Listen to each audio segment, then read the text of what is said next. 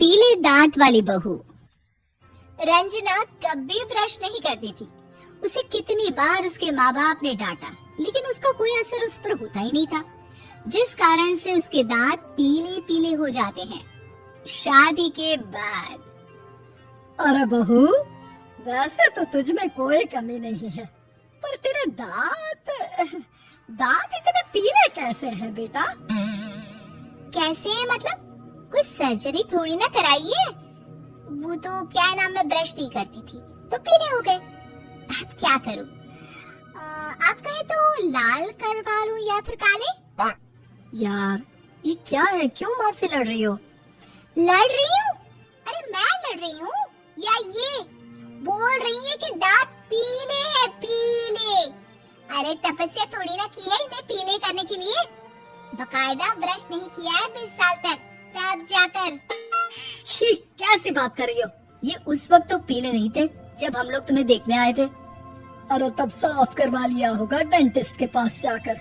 अब देखो कैसे पीले पीले लग रहे हैं। रंजना सास की तरफ गुस्से से देखती है। फिर शुरू हो गई पीले पीले पीले।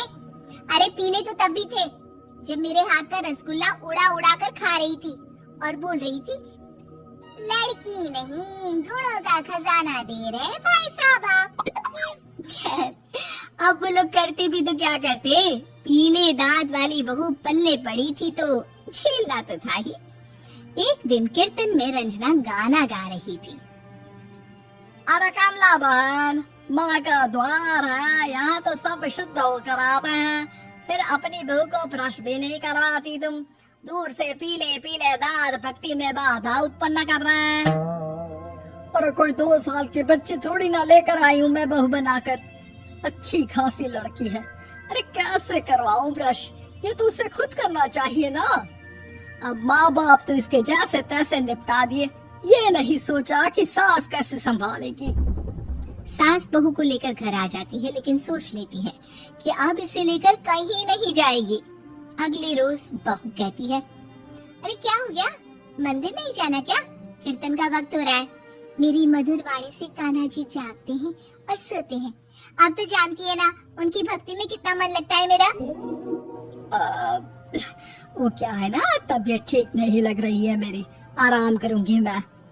तबीयत ठीक नहीं लग रही? अभी तो मिथुन के गाने पर नाच रही थी आप, और अब बोल रही है कि तबीयत ठीक नहीं लग रही। अरे भक्ति में मन लगा लो सासू माँ, ऊपर जाना है, क्या मुंह दिखाओगी आप? हाँ? सास को बहू की बात पर गुस्सा आ जाता है। मैं क्या मुंह दिखाऊंगी, इसकी चिंता तो ना कर, समझी? अपने मुंह की चिंता कर, जो ये पीले पीले दांत लेकर हर जगह पहुंच जाती है। पता है लोग कितना मजाक बनाते हैं। ना जी ना, मैं नहीं जाना कहीं तेरे साथ। तो ये बात है, कोई ना, मत जाओ, मैं अपने कमरे में ही बैठकर भक्ति कर लूंगी। ऊपर वाला दांत थोड़ी ना दिखता है, मन देखता है, भावना देखता है। और अरे बस बस, तू सब कुछ दिखा, बस ये सफेद चमकदार दांत ना दिखाना किसी को, है? जा यहाँ से। बहू को सास की बात का कोई फर्क नहीं पड़ता, वो तो जैसी थी वैसी ही रह जाती है। सुबह नहाकर किचन में खाना बनाना, फिर खाना खाना, कीर्तन भजन करना और सो जाना। एक दिन, माँ जी मैं सहेली के घर जा रही हूँ, शाम को लेट आऊंगी। हाँ हाँ, तो जाना, मैंने कौन सा तेरी आरती करनी है घर पर बैठकर। रंजना सहेली के घर जाती है, जहाँ वो पार्टी में जाने की तैयारी कर रही होती है। अरे शिखा, कहाँ जाने की तैयारी कर रही है? मैं गलत वक्त पर आ गई क्या? अरे नहीं यार, उल्टा सही वक्त पर आई है। मैंने ये साड़ी और ज्वेलरी निकाली है यार, शाम को इनके ऑफिस की एक पार्टी में जाना है। बताना कैसा लग रहा है ये सब? नहीं यार, इस ड्रेस के साथ तो वो वाली ज्वेलरी अच्छी लगेगी। हाँ हाँ सही बोल रही है, मैंने ध्यान ही नहीं दिया। वैसे तो हमेशा से मस्त फैशन सेंस रखती है, तो बड़ा जाती होगी ना पति के साथ पार्टी में। रंजना कुछ नहीं बोलती, बस सोचती है कि यार काश ये बात सही हो जाती, पर मैं क्यों नहीं जाती पार्टी में? क्या इन लोगों की कोई पार्टी होती नहीं होगी? रंजना घर आती है और रात में पति से सवाल करती है, एक बात बताइए, आप मुझे किसी पार्टी में क्यों नहीं ले जाते? क्या आपके यहाँ ऑफिस में पार्टी नहीं होती? पति बेचारा क्या कहता कि दांत पीले हैं तुम्हारे इसलिए। अरे कोई पार्टी होती नहीं हम लोगों के ऑफिस में, तो कहाँ से लेकर जाऊं? और मार्केट, मॉल, कहीं वीकेंड घूमना, कहीं तो। अरे यार, सारे हफ्ते में एक छुट्टी मिलती है, तो सोचता हूँ कि आराम ही कर लूं। क्यों? रंजना मन मार के रह जाती है। पहले कभी सास के साथ मंदिर जाया करती थी, लेकिन वो भी सास ने ले जाना बंद कर दिया। घर बैठी बैठी रंजना बोर हो जाती है। तभी उसे आइडिया आता है और वो मायके जाने का सोचती है। सासू माँ, 2 दिनों के लिए मम्मी के घर जा रही हूँ। अच्छा अच्छा ठीक है, आराम से जा।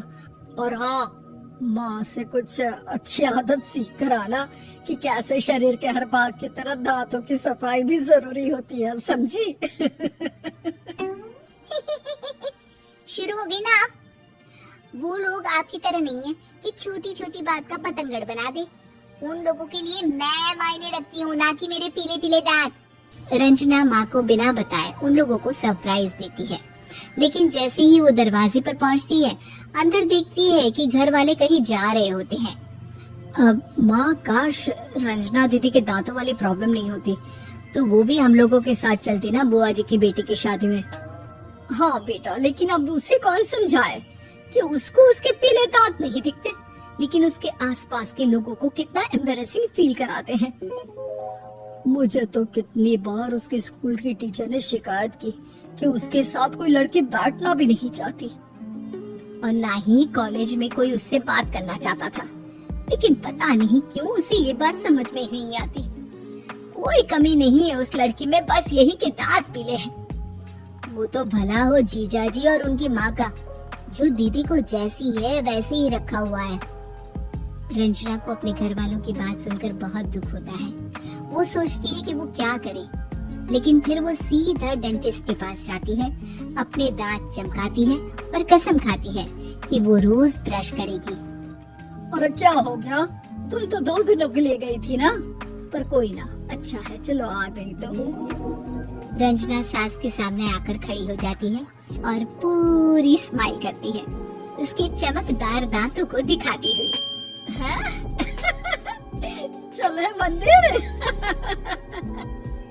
माँ, मुझे माफ कर दीजिए, मैंने आप लोगों को बहुत एम्बैरेसिंग फील करवाया। मैं आज से रोज ब्रश करूंगी।